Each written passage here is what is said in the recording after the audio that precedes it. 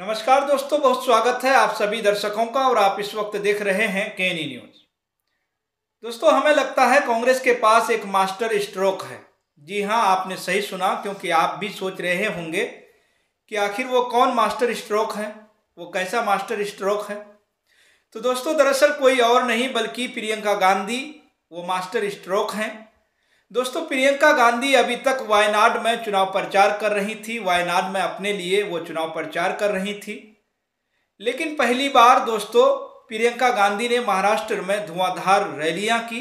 और जब चुनाव प्रचार लगभग दोस्तों खत्म हो गया, प्रियंका गांधी ने नागपुर में जिस तरह से रोड शो किया।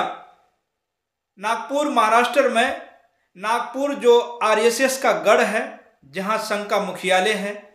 और जब दोस्तों प्रियंका गांधी का रोड शो, जिसमें इतनी तादाद में, इतनी भीड़ में लोग थे जिनको गिन पाना तो खैर मुश्किल है, लेकिन उस भीड़ को देख करके दोस्तों बीजेपी का तो होश जरूर उड़ सकते हैं, मैं तो यही कहूँगा। लेकिन खैर, मैं आपको वो वीडियो भी दिखा रहा हूँ। दोस्तों, आप देख सकते हैं किस तरह से क्रेन लगाकर प्रियंका गांधी को माला पहनाया जा रहा है, उनका स्वागत किया जा रहा है। और ये सब कुछ दोस्तों महाराष्ट्र के नागपुर में हो रहा है। उस नागपुर में जहां यानी कह सकते हैं कि जो बीजेपी और संघ का गढ़ है, उस नागपुर में जहां से नितिन गडकरी आते हैं।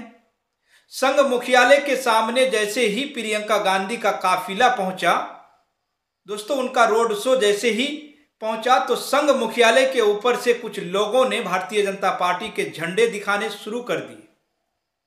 दोस्तों, प्रियंका गांधी ने अपना धैर्य नहीं खोया। नीचे से कांग्रेसियों ने तिरंगा दिखाया, यानी भारतीय जनता पार्टी के झंडे का जवाब देश के झंडे से दिया गया, तिरंगा लहराया गया। उसके बाद दोस्तों प्रियंका गांधी ने मुस्कुराते हुए माइक संभाली और भारतीय जनता पार्टी के उन कार्यकर्ताओं से, उन नेताओं से कहा कि मैं आपको बहुत शुभकामनाएं देती हूं, लेकिन मैं आपसे ये भी कहती हूं कि महाराष्ट्र में कांग्रेस जीत रही है, कांग्रेस चुनाव जीतेगी, इंडिया गठबंधन जीत रहा है, महाविकास आघाड़ी की सरकार फिर से आएगी। दोस्तों, क्या कुछ प्रियंका गांधी ने कहा है, आप खुद उनके जुबानी पहले उस वीडियो को देखिए और सुनिए। साथियों को बार-बार शुभकामनाएं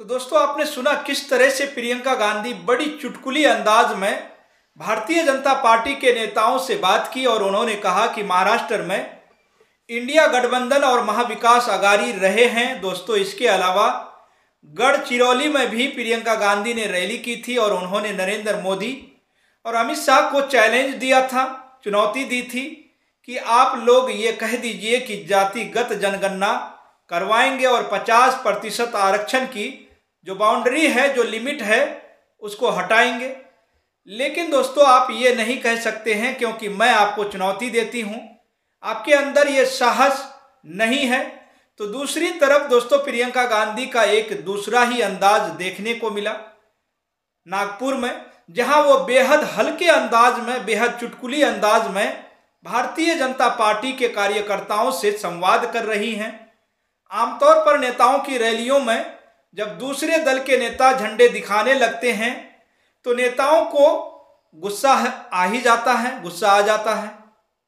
कई बार विवाद की स्थितियां भी हो जाती हैं, देखने को मिलती हैं। लेकिन दोस्तों प्रियंका गांधी ने इस पूरी स्थिति को बखूबी संभाला अपने कुछ सेकंड के भाषण से। उन्होंने पूरे माहौल को ही वहां का बदल कर रख दिया।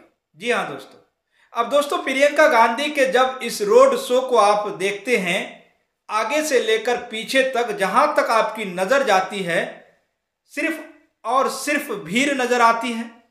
और ये जाहिर सी बात है दोस्तों कि आरएसएस और बीजेपी के लिए चिंता की बात होगी, कि अगर उसके गढ़ में घुसकर प्रियंका गांधी इस तरह से रैली करती हैं और इस तरह से उनकी रैली में भीड़ उमड़ती है, जनसैलाब रोडों में दिखती हैं, तो ये कहीं ना कहीं एक आला मिर्ग सिचुएशन है। दोस्तों, भारतीय जनता पार्टी के लिए और आरएसएस के लिए जिस तरह से महाराष्ट्र के रण में महायुति बिखरा बिखरा सा नजर आ रहा है, नेताओं के बयानों का सिलसिला पूरे चुनाव नहीं रुका। कभी अजीत पवार शिंदे के खिलाफ, कभी शिंदे फडणवीस के खिलाफ, कभी फडणवीस अजीत के खिलाफ।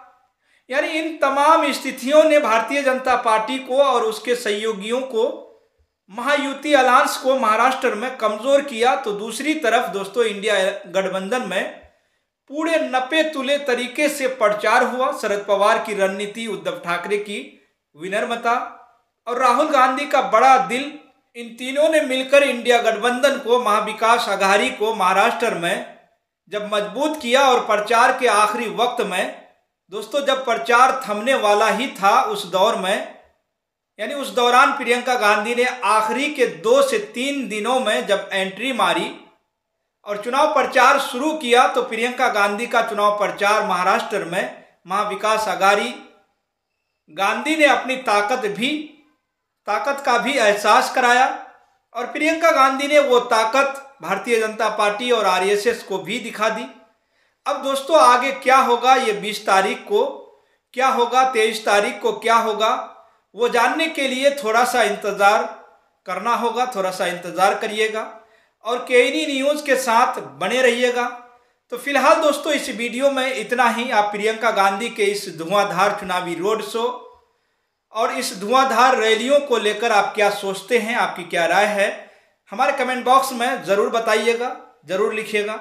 और दोस्तों, जितना हो सके केएनई न्यूज़ को ज़्यादा से ज़्यादा शेयर करें, केएनई न्यूज़ को ज़्यादा से ज़्यादा सपोर्ट करें। तो दोस्तों, फिलहाल इस खबर में इतना ही। आप सभी का बहुत बहुत शुक्रिया, धन्यवाद।